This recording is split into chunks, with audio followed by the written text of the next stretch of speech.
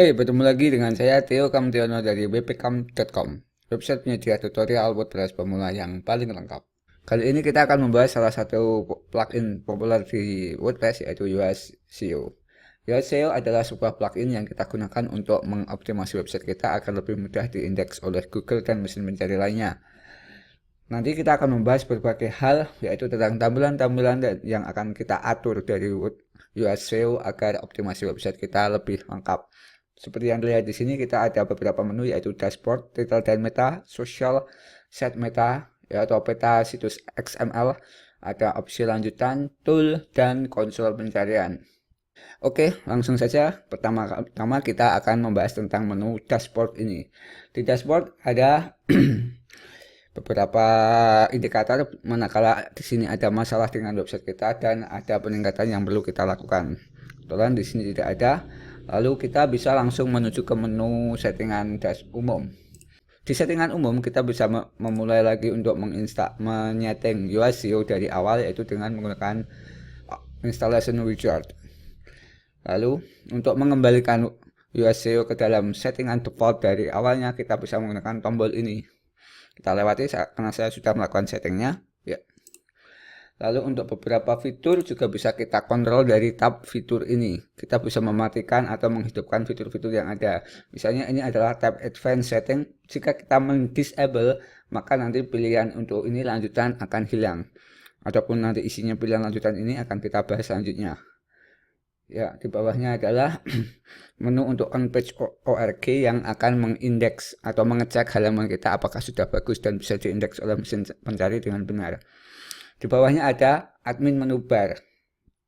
Yaitu admin bar menu, yaitu untuk menyeting apakah pengaturan Yoast SEO bisa kita akses melalui admin bar. Seperti yang lihat di sini, ya ini SEO-nya Yoast SEO bisa kita atur dari sini juga. Jika kita ingin membuang pilihan ini, kita tinggal mengklik toggle ini menjadi disable. Selanjutnya yaitu adalah tentang info saya. Atau info dari website ini. Kita bisa menentukan misalnya nama website. Di sini juga ada nama alternatif, dan di sini kita bisa menentukan apakah kita sebagai seorang perseorangan atau perusahaan. Saya sendiri melewatkannya saja karena ini saya rasa nggak penting. Lalu di sini ada Webmaster Tool, di mana kita bisa memasukkan kode verifikasi dari Google Search Console, Bing Webmaster Tool, dan juga Yandex Webmaster Tool. Kode-kodenya dari sini, lalu kita mengklik ke simpan.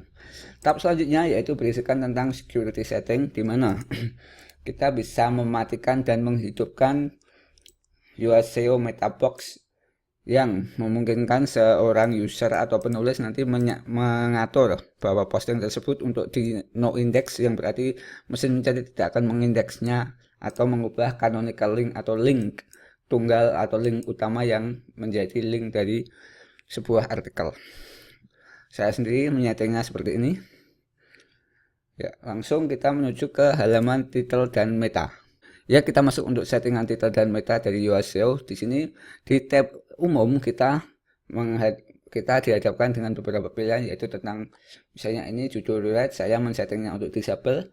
Terus untuk pemisah judul saya memilih ini.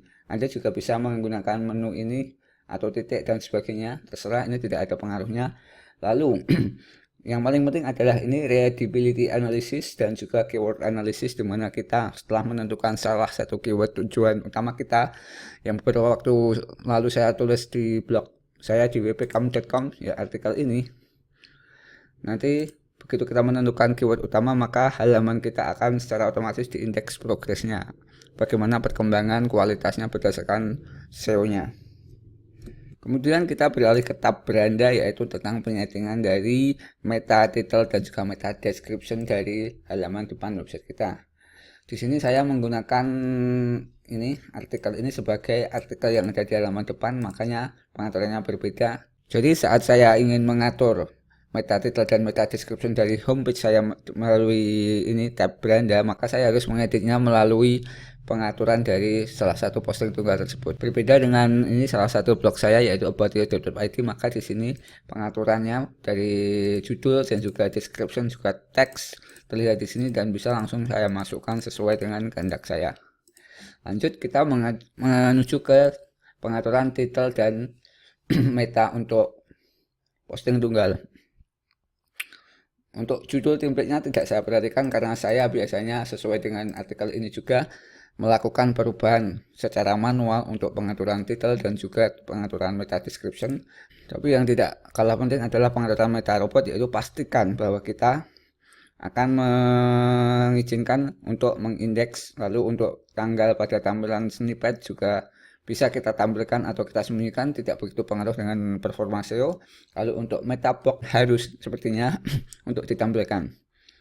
Ya, di bawahnya juga ada lagi. Ini untuk pengaturan di halaman dan ini untuk pengaturan di media. Lantas untuk taksonomi, yaitu tentang kategori dan juga tag, di sini juga ada pengaturannya. Kategori juga bisa kita optimasi SEO-nya, yaitu dengan menjelaskan tentang judulnya, titel dari halaman kategori tersebut, dan juga tentang description-nya. Nanti mungkin lain kali saya akan memberikan sebuah tutorial lagi tentang optimasi dari kategori ini.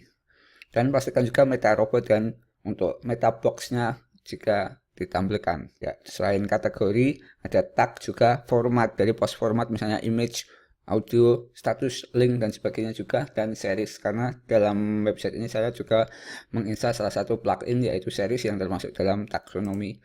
Lalu untuk arsip, saya men-setting arsip untuk disable saja agar tidak memperbanyak indeks di Google tentang halaman yang ada di blog ini, karena saya rasa dari apa yang saya enable tadi, posting, halaman, dan beberapa lainnya sudah cukup.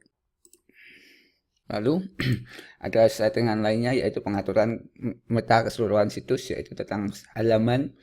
Bisa di sini saya menghidupkannya. Lalu meta keyword secara default saya mematikannya, dan untuk no DP atau pengaturan untuk demos saya untuk mengenable-nya, yang berarti bahwa website saya tidak perlu dicek di direktori demos. Next, kita akan beralih ke tentang settingan sosial. Ya, di sini kita bisa memasukkan beberapa profil dari sosial media. Di sini untuk halaman Facebook saya masukkan, dan untuk Twitter username saya masukkan juga nama saya. Untuk ke bawahnya tidak saya tambahkan lagi. Tapi jika Anda menghendaki juga bisa Anda masukkan semuanya saja. Di sini untuk settingan Facebook Open Graph saya hidupkan, dan juga ini ada penambahan untuk user admin saya masukkan menggunakan akun Facebook saya. Untuk Twitter saya memilih ini nukilan dengan gambar besar ya.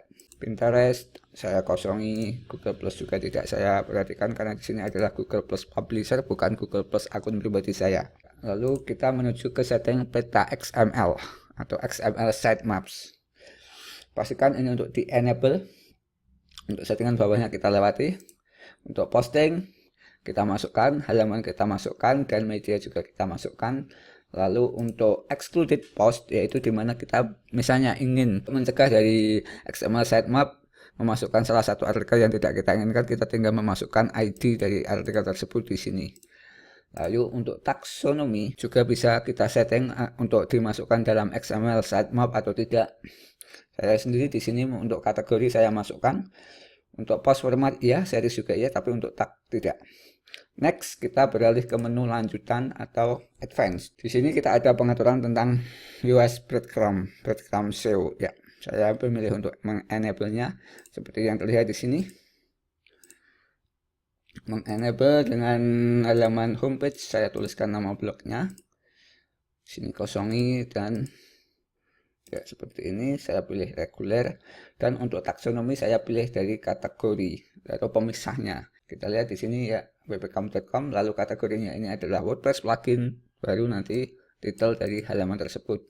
Kebetulan tema yang saya pakai adalah Genesis Framework, dan secara default Genesis Framework sudah support dengan US SEO breadcrumb. Mungkin jika tema yang Anda pakai tidak support secara otomatis, bisa membaca tutorial ini. Ya, nanti memasukkan ini fungsi ini, script ini ke atas judul halaman atau judul artikel di file single PHP atau page.php. Lanjut kita ke permaling. Untuk settingan permaling, ya di sini kita bisa membuang dari permaling website kita jika kita mengunjungi halaman dari kategori. Misalnya ini kategori WordPress plugin, kita buka. Sebenarnya kita bisa menghilangkan URL-nya menjadi lebih simpel, ini tidak ada slash kategori, tetapi langsung wpcam.com/WordPress plugin. Jika kita menyeting ini untuk remove. Lalu kita juga bisa menyeting jika user sampai ke halaman blog kita melalui attachment. Biasanya jika mereka melakukan pencarian gambar dari Google dan membuka image, jika kita setting redirectnya, kita hidupkan, maka nanti dari dari membuka image tersebut otomatis nanti akan membuka artikel secara keseluruhan. Di bawahnya ya, saya menyeting ini untuk remove reply to com dan juga untuk stop words di permalink atau di URL karena biasa menyetingnya secara manual. Lalu untuk redirect ini sesuai rekomendasi tidak saya hidupkan. Untuk RSS ini adalah settingan atau kata-kata pembuka di mana nanti artikel kita saat tampil di feed bisa melalui email atau melalui media apa saja jika user berlangganan kepada blog kita. Tab selanjutnya adalah tab alat. Di tab alat kita bisa melakukan editing title dan juga editing meta description secara bersamaan melalui ini editor massal. Kita juga bisa menyimpan settingan dari UI SEO dari satu website ke website yang lainnya dengan menggunakan menu import dan juga export, dan kita bisa mengedit file robots.txt yang membatasi mesin pencari dalam mengindeks website kita. Kita juga bisa mengatur file htaccess yang berguna untuk mengatur dari perilaku web server kita. Lantas menu terakhir di sini adalah konsol pencarian. Ya, di halaman konsol pencarian ini kita bisa menemukan halaman-halaman yang menimbulkan respon code 404 atau halaman ini pernah masuk ke indeks Google tapi sekarang tidak bisa diakses lagi, agar nanti kita bisa membenarkannya atau mengkoreksinya dengan Google Webmaster Tool. Ini terbagi dari tampilan di desktop, smartphone, telepon jadul, dan juga ini ada pengaturannya. Untuk pilihan terakhir yaitu Go Premium, mungkin jika Anda berkeinginan untuk membeli beberapa plugin premium dari Yoa seperti Video SEO, News SEO, dan juga Local SEO, bisa mengakses mereka dari halaman ini. Rata-rata mereka lumayan mahal. Untuk Local SEO saja misalnya untuk lisensi satu situs per tahunnya adalah $69. Ya, seperti itulah tadi pengaturan Yoa SEO dari wpcam.com, tutorial WordPress pemula. Seperti yang Anda lihat tadi, seperti itulah pengaturan dari UI SEO yang ada di website ini. Mungkin Anda perlu melihat video ini dari awal lagi dan memainkannya secara lebih perlahan untuk memahaminya. Maaf jika video ini terasa begitu cepat, karena saya sadar bahwa tutorial ini materinya sangat banyak. Sekian, terima kasih telah menyimak video tutorial ini. Jangan lupa untuk like channel YouTube saya, membagikannya di sosial media, like video ini juga, dan berikan komentar. Dan jangan lupa untuk subscribe ke blog saya wpcam.com, website penyedia tutorial WordPress pemula paling lengkap dengan mengisi alamat email dan nama Anda di sini, lalu klik subscribe dan lakukan konfirmasi di alamat email Anda. Selamat siang dan salam sukses.